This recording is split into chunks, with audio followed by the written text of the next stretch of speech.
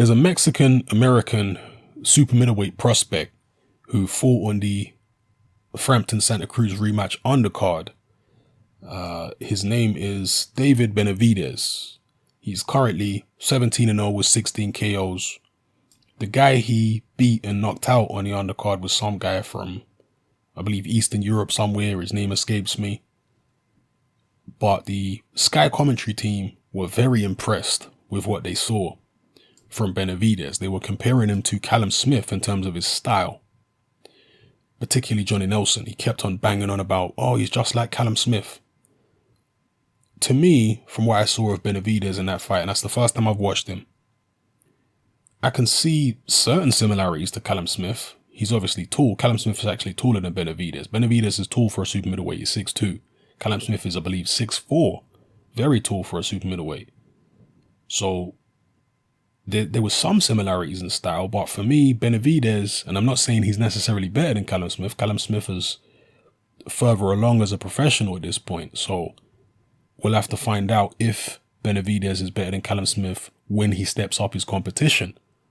At the moment, he's been fighting fringe contenders, journeymen, so on and so forth. So this is not to say that he's necessarily better than Callum Smith, but I think he does certain things better than Smith. Benavidez is only 20 years old, very young guy. And yeah, the things I think he does better than Callum Smith, I think he's more fluid than Smith. He's physically more relaxed. I think his shots at long range are straighter and more snappy than Callum Smith's are. Smith tends to fight hunched over quite a lot.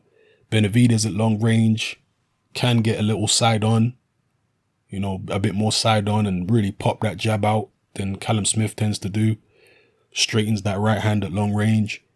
And as I say, he just seems a bit more fluid and relaxed than Callum Smith. And that is an advantage.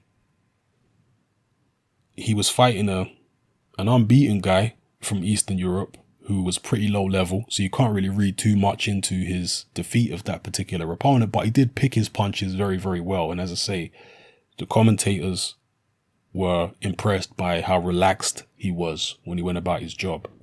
So I think he's an interesting addition to the super middleweight division, particularly at 20 years old. You have to imagine he's only going to get better, depending on how strong he is mentally, of course.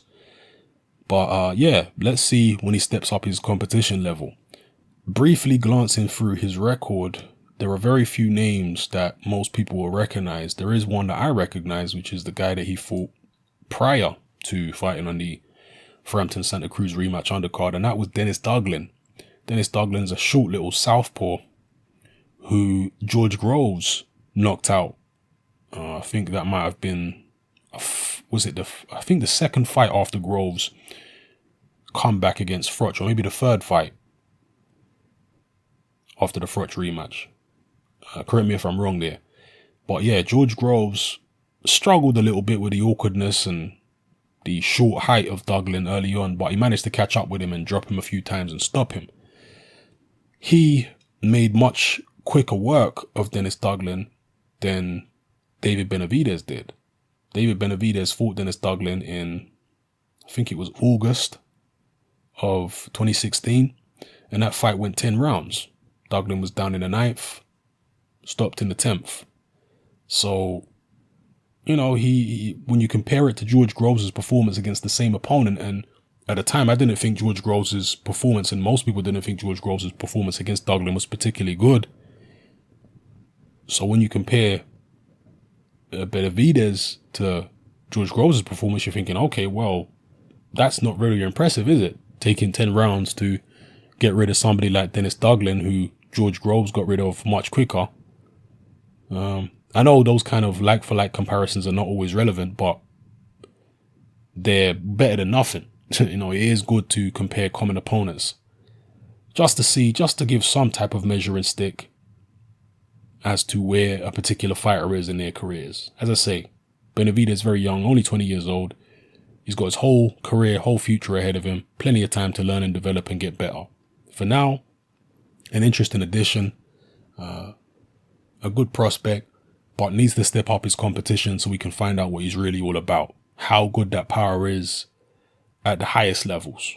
You know, if Dennis Douglin's able to go 10 rounds, Will the other champions, will the champions or the top level guys at 168 easily be able to take Benavidez' power? Maybe, maybe not. We'll see. Drop your comments in the comment section below. Let me know what you felt about his performance on the Frampton Santa Cruz undercard.